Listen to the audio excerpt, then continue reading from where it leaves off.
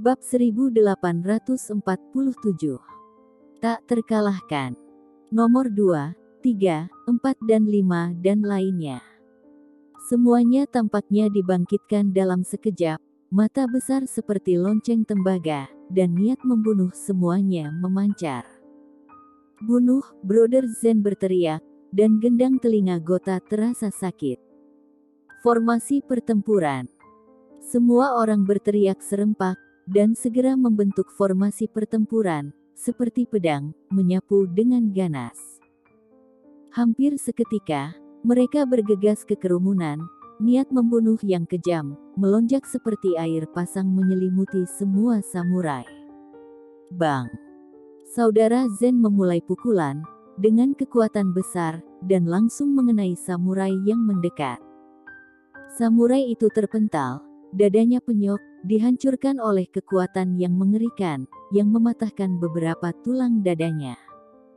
Kekuatan yang mengerikan. Napas Gota berhenti. Dia menatapnya dan menolak untuk berkedip sejenak, menatap Brother Zen dan yang lainnya, seperti dewa dan iblis, garang dan kejam. Meninju. Bang! Entah patah tangan atau patah kaki, setiap gerakan adalah gerakan mematikan, tidak ada ampun sama sekali.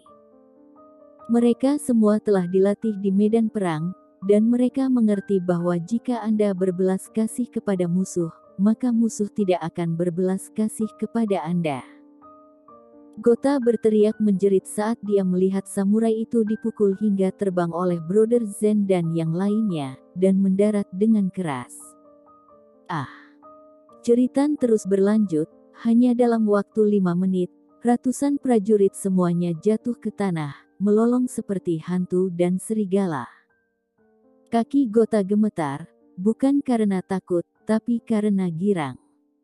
Bukannya dia belum pernah melihat seorang master, tetapi seperti Grey Z, seorang master yang dapat mengejutkan pikiran orang tidak akan pernah bisa ditemukan dengan mudah. Zen dan yang lainnya di depannya, sekilas, terlihat secara keseluruhan, seperti pedang yang tajam. Terlalu kejam. Bukan hanya dia, tapi pangeran juga sama terkejutnya. Ratusan prajurit penjaga semuanya jatuh ke tanah, dan tidak satu pun dari mereka yang masih bisa berdiri. Prajurit yang dekat di sekitarnya bahkan lebih serius, seolah-olah mereka menghadapi musuh besar. Siapa lagi? Kakak Zen melihat sekeliling, dan ada darah yang menetes di tinjunya. Mata itu menatap sang pangeran, dan hati sang pangeran bergetar. Itu terlihat seperti mata iblis. Siapa lagi? Teriak Gota sambil menunjuk ke arah sang pangeran. Kau. Sang pangeran memiliki wajah yang jelek. Saat Gota mengarahkan telunjuk ke hidungnya seperti ini, dia tidak berani membantahnya. Gota, apa kau berani membunuhku? Dia mendengus, menghina. Aku adalah pangeran dari klub Yamaguchi. Jika kau mencelakaiku, kau tidak akan memiliki pijakan di klub Yamaguchi. Gota tersenyum. Aku tidak peduli. Begitu suara itu jatuh, Zen itu bergerak. Nomor 5 dan 6 bergerak bersamanya. Hah. Pada saat yang sama, beberapa samurai di sekitar pangeran juga tidak ragu-ragu, mengeluarkan pedang samurai dari pinggang mereka, dan bergegas maju. Pedang samurai yang bersinar tajam dengan cahaya pedang membuat orang tidak bisa membuka mata mereka. Mereka sengaja menggunakan pedang untuk memantulkan cahaya, mencoba mempengaruhi pandangan Zen dan yang lainnya. Melihat Brother Zen mengulurkan tangannya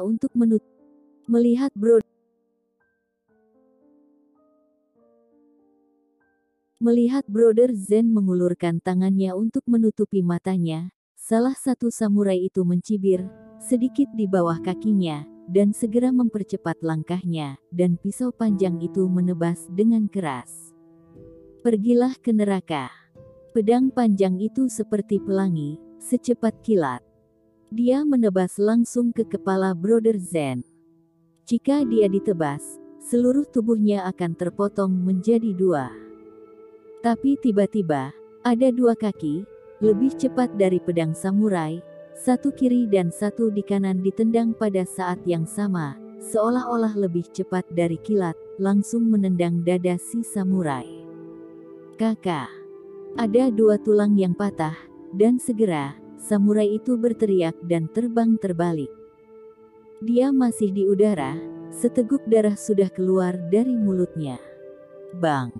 Dia jatuh ke tanah dengan keras dan terbunuh. Nomor 5 dan 6 keluar dari belakang Brother Zen, satu di kiri dan satu kanan, seolah-olah mereka melindungi raja. 3 orang bertarung dalam pertempuran, serang dari kedua sisi dan satu di tengah. Saudara Zen menurunkan tangannya, menatap sang pangeran, dan kemudian melirik samurai lainnya, matanya bergidik. Kamu, siapa kamu? Pangeran mengertakkan gigi. Dia 100% yakin bahwa Jipang pasti tidak memiliki master seperti itu.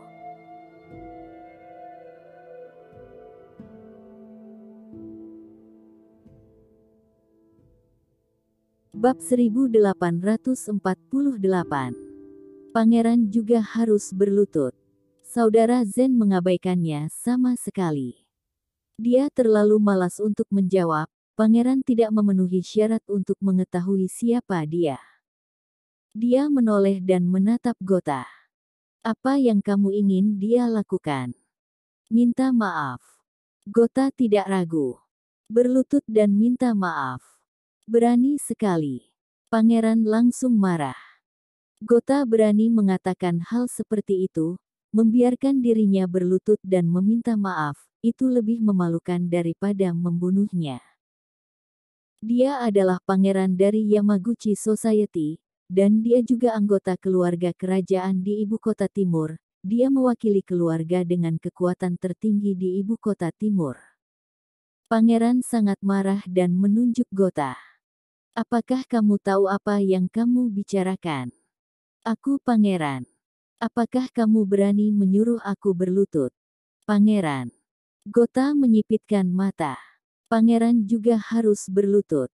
Dia hanya ingin untuk mempermalukan sang pangeran. Dan mempermalukannya dengan cara yang paling tidak dapat diterima oleh sang pangeran.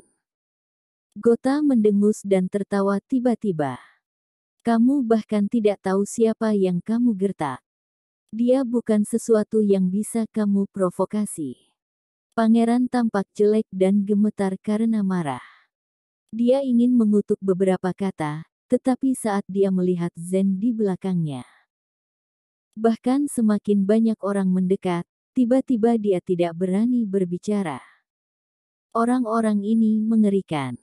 Pangeran. Wajah beberapa prajurit di sekitarnya sama jeleknya. Dengan situasi ini, mereka tidak dapat melakukan apa-apa, dan jika sekarang mereka bergegas maju, itu benar-benar jalan buntu. Jika mereka semua mati, sang pangeran bahkan tidak akan memiliki kesempatan untuk hidup. Apakah kamu ingin aku berlutut? Pangeran marah. Bunuh mereka untukku. Dia tidak tahan, dan meraung dan memerintahkan. Beberapa prajurit bergegas keluar tanpa ragu-ragu, mereka harus mendengarkan perintah pangeran. Tapi pertarungan itu hanya sebentar. Kelopak mata sang pangeran berkedut, melihat pengawalnya tersungkur ke tanah, dan mereka bahkan tidak memiliki kekuatan untuk melawan. Bibirnya bergetar. Kamu. Orang-orang dari klub Yamaguchi sedang dalam perjalanan dan akan segera datang. Ketika mereka datang, orang-orang ini semua pasti akan mati. Tapi, apakah mereka tepat waktu? Pangeran, berlututlah. Gota berkata. Jangan berharap orang-orang dari Yamaguchi Society datang untuk menyelamatkanmu. Sekarang, di Yamaguchi Society, bukan kamu yang memiliki keputusan akhir. Mendengar ini, wajah pangeran langsung memucat. Presiden Yamaguchi. Pasti dialah yang melakukan ini di belakang punggungnya. Memikirkan hal ini, Pangeran tampak kehabisan darah dalam sekejap. Bajingan Kumada ingin membunuh dirinya.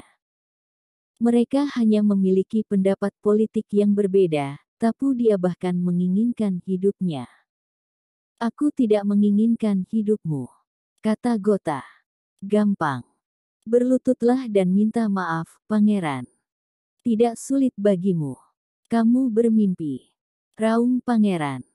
Menyuruh dia berlutut, lebih baik mati baginya. Tanpa menunggu Gota berkata, Brother Zen bergerak, seperti embusan angin, dia menyapu langsung ke sisi pangeran, menendang lututnya, membuat pangeran berteriak dan langsung berlutut. Bang! Lantai marmer membuat gemuruh. Pangeran ingin berdiri, tetapi ditampar dengan tangan di bahunya dan dia tidak bisa bergerak sama sekali. Kamu! Pangeran menjadi gila. Gota tidak terlalu peduli, dia mengeluarkan ponselnya dan mengambil beberapa foto. Juga sengaja dari sudut yang berbeda, bahkan berjongkok di tanah, hanya untuk memilih sudut dan cahaya yang lebih baik, untuk mengambil gambar pangeran berlutut yang lebih sempurna. Langkah ini membuat sang pangeran hampir muntah darah. Bunuh saja aku, teriaknya. Tetapi ketika dia ditekan oleh Brother Zen, dia tidak bisa bergerak sama sekali. Kami tidak membunuh. Gota menggelengkan kepalanya. Kami harus meyakinkan orang dengan moral dan tidak akan mengambil nyawa mereka. Dia melirik foto yang dia ambil dan mengangguk puas. Foto-foto ini jauh lebih berguna daripada ancaman pembunuhan. Yang paling penting bagi orang-orang kerajaan adalah wajah, dan yang mereka inginkan adalah apa yang disebut martabat. Jika pemilik keluarga kerajaan melihatnya, meski pangeran memotong perutnya, akan sulit untuk menghilangkan rasa malunya.